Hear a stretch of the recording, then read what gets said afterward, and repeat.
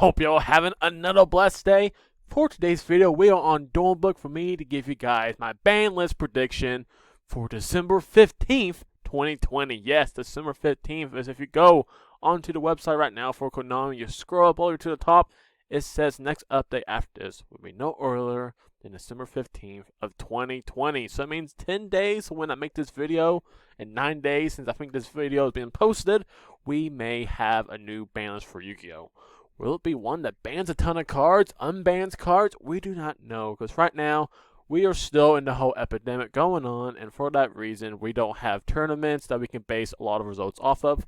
We do have online tournaments, and we do have a set meta, I believe, right now, which Konami can look at and decide how to ban cards, either for future products, or just to kind of keep it the same, I guess, how it is. Hopefully, it's not the same. Hopefully, it gets some new stuff that's meta, but, that's up to them.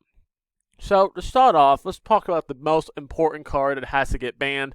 We need to ban Eradicator Epidemic Virus. We need to get rid of this epidemic, period, okay? This thing has been destroying the meta, destroying the casual rogue meta. It doesn't matter. It takes everything out. It is undefeated.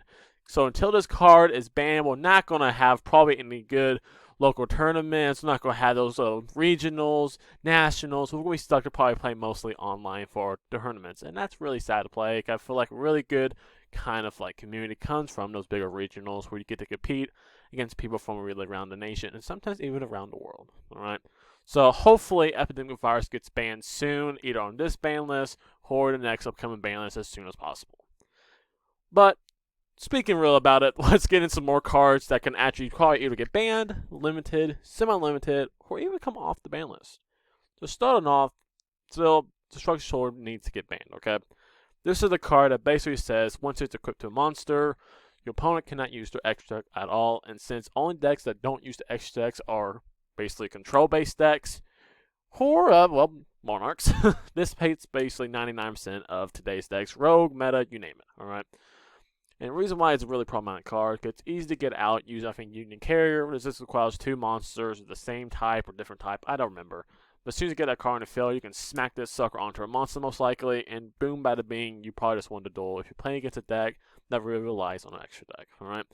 So, I don't think Union Carrier is a card that needs to get banned. I think it's a very healthy card, and can really help decks like ABCs, and other Union-based decks that can really need that kind of equipped power.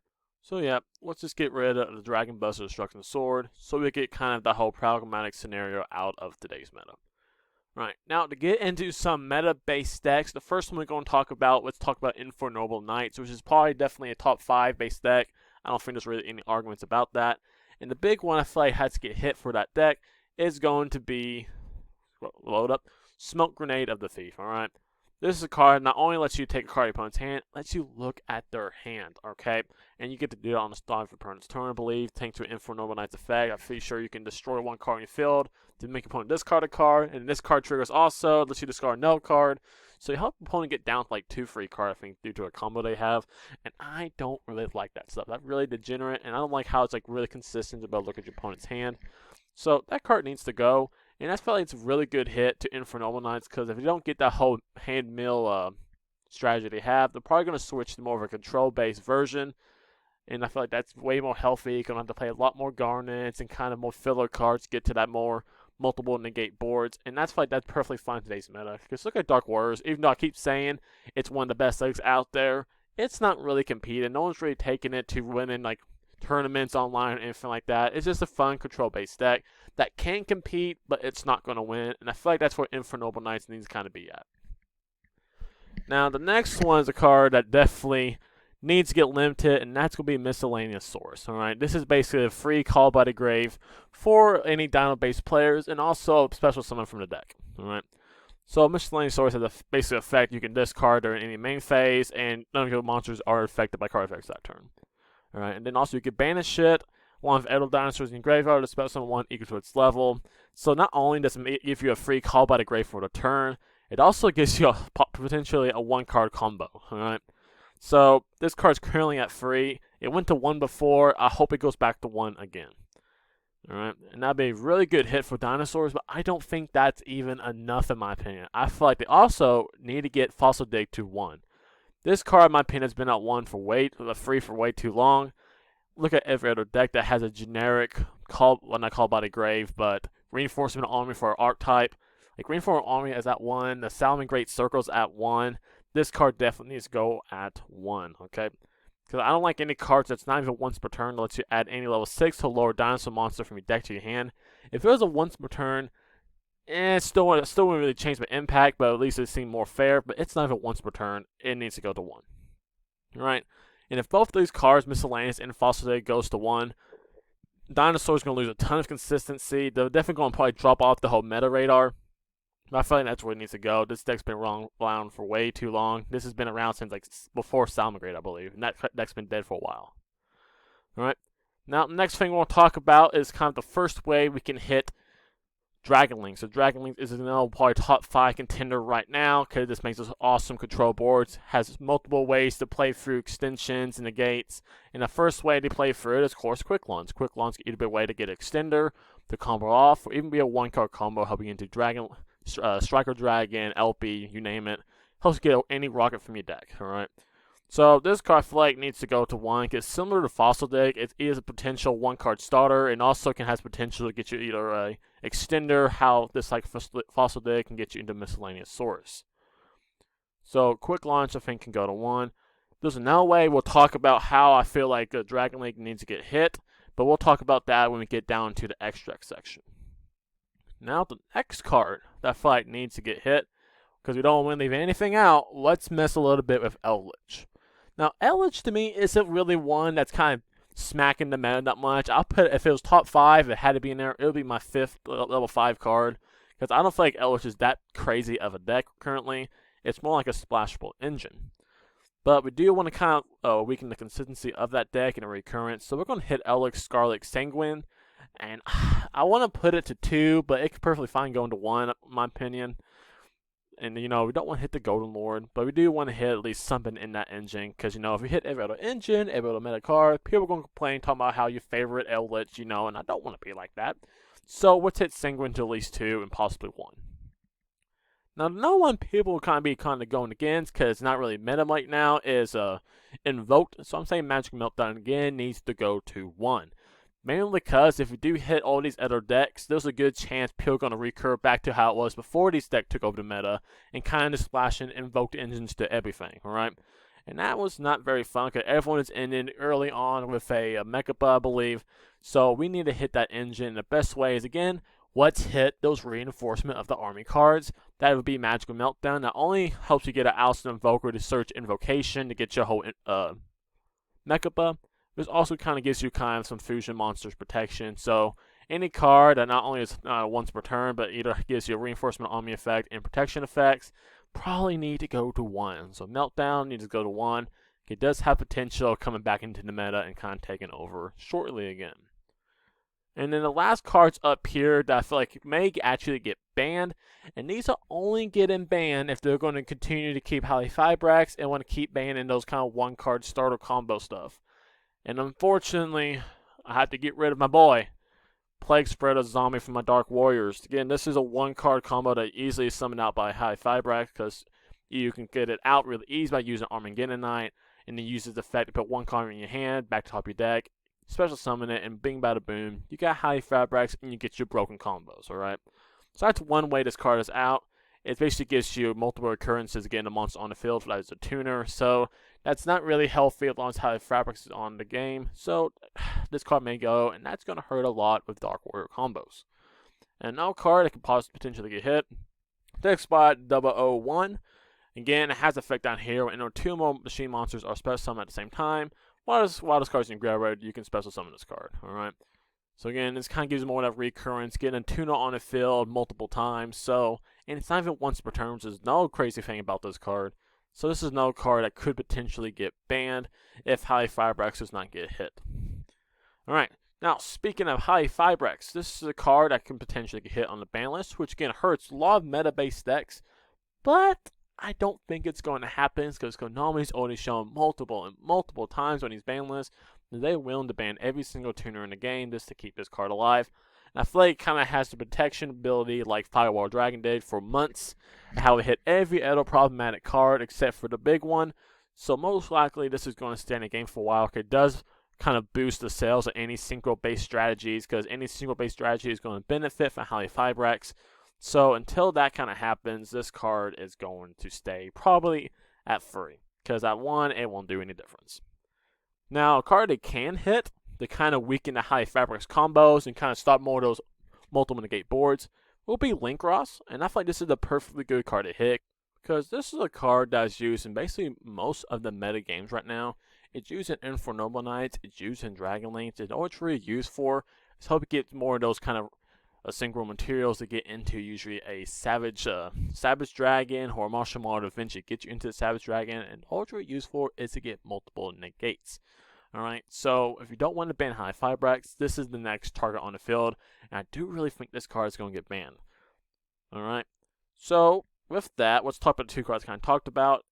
If you don't ban Linkross, then you either have to ban Auroradon, which helps you get into multiple tokens to get that synchro summons, or you have to ban Martial Model Marcher, because this card basically lets you revive a tuner. So cards that let you kind of specimen out a tuner monster multiple times are kind of broken, okay? Either the tuner itself or this card probably needs to get banned. But if Linkross gets banned, I'm not sure if either of these cards need to get banned. Potentially they do, but we'll have to see in the next ban list. Alright. Now, so with some more hits, let's talk again with Dragon Link. LP, I think it is time it needs to go. But do not worry, folks. Dragon Links, I don't think will be dead. LP is a really good card, but I already tested it in a lot of kind of like control-based Dragon Link decks. And you're perfectly fine with Pisty. Even with Dark Warrior that's splashing Guard Dragons before, and with my whole combo to make like a Exterion, what is that? The Wandering Warrior from another dimension. What a thing is that says no summons. You can get a board like that very easily in FTK with just using Pisty and no LP, okay?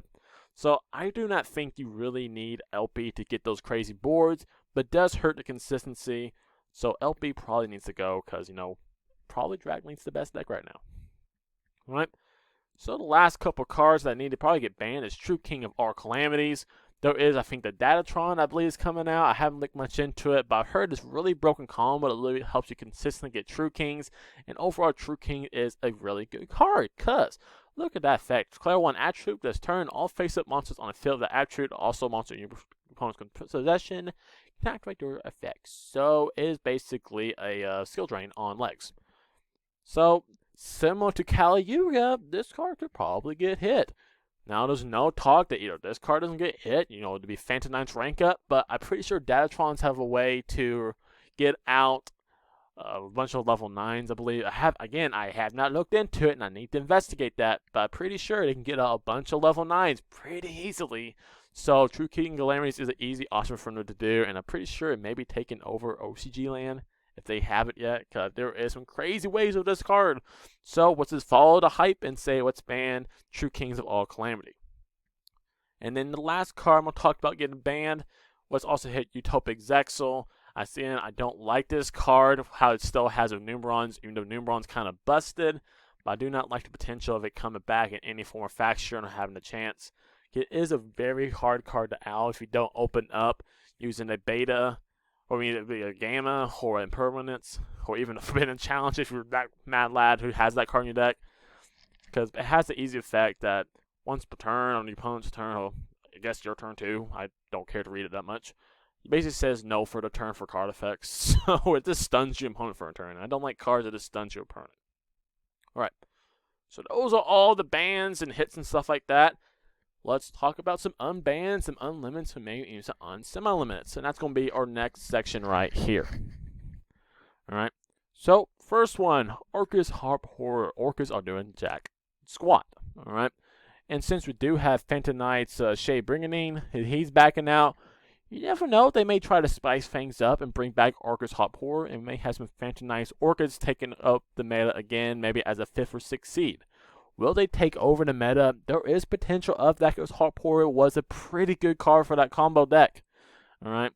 And I guarantee this card comes back, you're going to have those boards that have probably 2 or 3 negates. It's going to end with a rank up spell that helps you get into some broken Dark XYZ monster. Have probably 2 Fog Blazer or Crescendo. So if this card comes back, you're going to see probably at least a 3 to 4 negate board, probably consistently from Orcus, Phantom Knight. So it may not come back because it does have that potential. I guarantee you that, but we can't see that till it happens. All right. So potentially come back, but probably won't. Then another card that could potentially come back to 1, which preferably I would not, is Sky Striker Mobilize Engage. Sky Strikers are not doing much. I'm not saying it's not doing anything. I believe, pretty sure they won a tournament online, either last month or something like that. And I don't really like how they won it because Sky Strikers are basically now a control-based deck, and I hate giving any support to control-based decks. I like combo decks, not control. And for the exact reason, I do not want that card back. Unless Mystic Mine gets banned, because I don't like Mystic Mine and Sky Strikers. That just terrifies me, because Sky Strikers only has one monster, like, forever. So, odds are they don't really get hurt by playing their own Mystic Mines with just one Sky Striker cards, because as soon as your opponent gets 2 monsters, guess what? Their effects and attacks are done. Alright, so if this card comes back to 1, I'd prefer they got rid of Mystic Mine if that happens, but you never know. Alright. Now, some more bans, Ding Along and also Wind Up Carries the Mighty. I don't think these will have any impact on the meta. So they can come back to 1 as to test it out. And then from 1, I believe they can come back to 3, probably in the spring ban list. Not going to spend much time. That's just my thoughts on those. Then Grease to Emerald, I'm going to say it can probably come back to 3. Because I have not seen a single bloody deck in meta, or even really rogue, that have been playing this card at all. It has the potential, you know, hey, what if they keep on target cards in the monsters in the graveyard and shuffling it back and drawing a card, you know, get those crazy FTK combos. Yeah, it could happen. It could happen now, but no one's doing it. So I don't think there's any fear about the Gister Emerald crazy impacting the meta, so that is fine. Alright. Now, Called by the Grave is a card that get limited from 3 on the last list, and I'm going to feel like that is a mistake. Right, mainly because I feel like it's too early to limit this card. In Crossout Designator, I don't believe comes out, correct me if I'm wrong, I think it's June of 2021. So we even have a ban list before that also included in this one. So if they do want to kind of limit this card to help boost those sales, because, you know, Crossout Designator is a better card, similar to how we had Lightning Storm and Harpy's Feather Duster, and how we're probably not going to get this card back to 3 until Crossout Designator does sell a bunch of money and possibly gets a reprint. Who knows? But I think like it's too early because they keep on printing more hand traps and taking away more of the hand trap negate cards. So this card I wish would come back to 3, but hopefully it comes back to at least 2. Alright, and then some cards that can come to 3. We have both of these Burning Abyss cards. We have Graph and Seer. You know, we do have Phantom Knights, Burning Abyss, but again, it is a rogue deck, and I don't feel like rogue decks need to really get banned or have really limited cards until they come back into meta. Alright. So these cards are perfect to come back. They will not be meta. They'll stay a fun rogue deck that can compete, but will not win. ABC Dragon Buster can perfectly come back. It is not doing jack. And this like totally awesome, except for those rogue water fish decks I showed in some videos. Totally awesome. Will not impact the meta at all. It's not going to be some random board that has 1,000 negates and stuff. It's not going to be in Infernoble Knights or Datatron, Datascapes, whatever you call those things, or Dragon Links. It's going to be more in the rogue decks, alright? So this card can come back to 3. I don't really get why it got limited in the first place, alright? So that is kind of my thoughts on what I feel like may happen in the next ban list, and I may be completely wrong, alright? It has happened multiple times. I've gotten the ban list completely wrong and had no cards on there. It could be this complete shutdown the men, just wipe it all out. They could ban every single tuner in the game. They could just unlimited cards like that crazy ban list a couple months back that just unlimited 4 cards and said, here you go.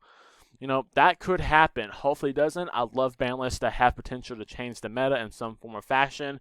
At least impacts even my Dark Warriors, because I'm a big fan of that deck, in case you haven't known or realized by now. But yeah, this is what I think may happen in the ban list, or potentially may happen.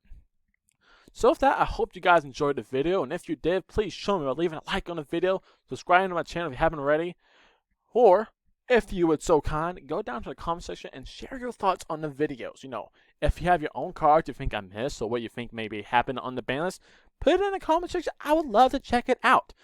Now, with that, hope the rest of the week is blessed, and hope to see you again in the next video. And with that, I'm out.